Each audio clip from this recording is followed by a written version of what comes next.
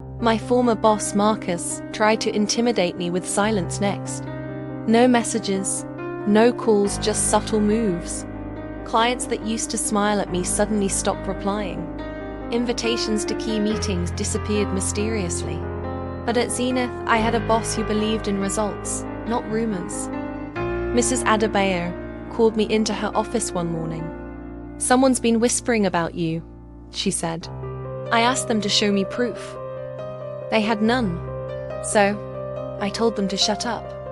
That moment, it healed something deep inside me. For months, I'd blamed myself for being too loud, too bold, too me. But hearing someone defend me, without any hesitation, made me realize how deeply Marcus had conditioned me to shrink myself. Later that night, as I was updating a proposal, a message popped up from a former coworker.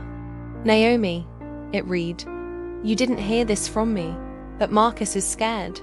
The board's been asking questions about his past conduct. Someone leaked something." I smiled, my heart pounding.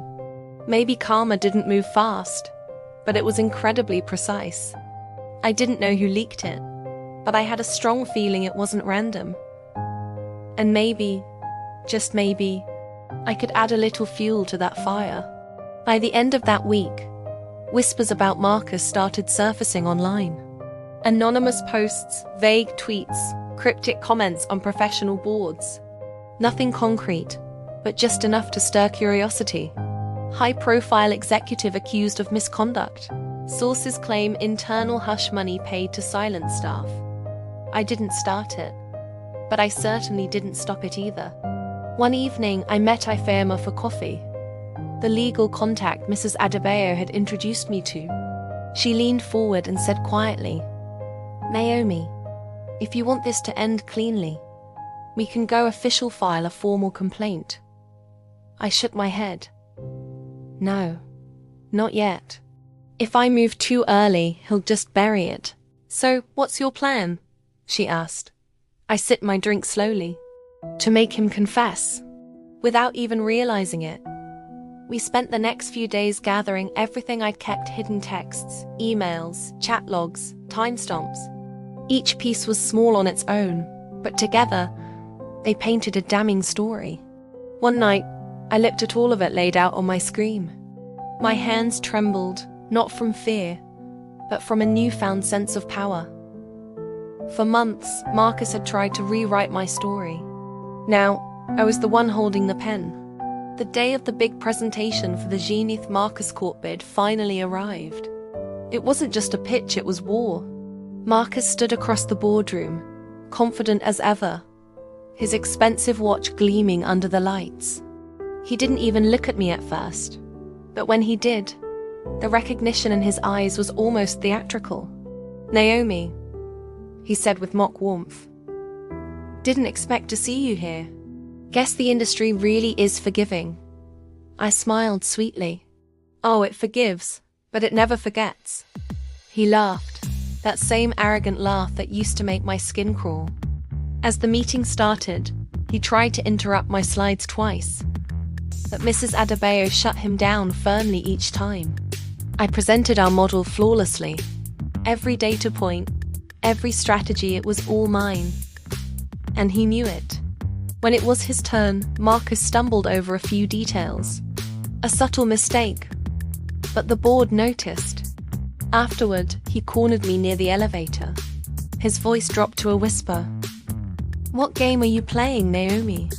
"The same one you started," I replied calmly. "I'm just better at it." His eyes narrowed. "Be careful. You're in deeper water than you think." I smiled. "And you can't swim forever." He walked away, but I saw his hands were shaking. The next morning, I woke up to a new message from an unknown email. "Meet me. I know what Marcus did to other women too."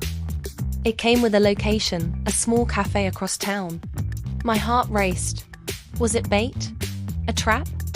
Or the beginning of something much bigger? I had to go. A woman was waiting at a corner table, mid-30s, calm, with eyes full of quiet pain. "You don't know me," she said softly. "But I used to work for Marcus too." She told me her story, and it was eerily similar to mine. Promises, manipulation, dismissal. But she had proof. Recordings, voice notes, emails. She had kept everything. When she finished, she looked at me and said, "I couldn't speak before. But seeing you rise, it gave me courage." Something broke inside me, the kind of breaking that frees you, not destroys you. I reached for her hand. "We'll make sure no one else suffers." She nodded, her eyes glistening. I walked out of that cafe with a new fire in my chest.